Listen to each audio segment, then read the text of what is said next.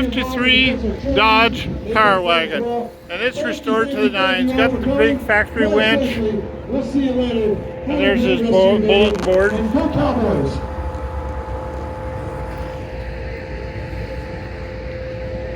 And it's got the stock wheels all painted up. Still got the stock motor in it, all detailed to the nines.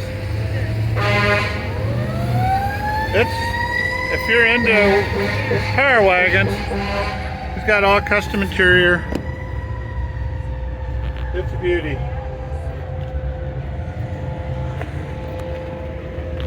This may be the nicest power wagon I've ever seen.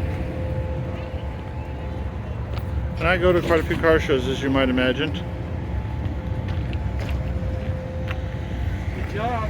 I heard your car call. Yeah.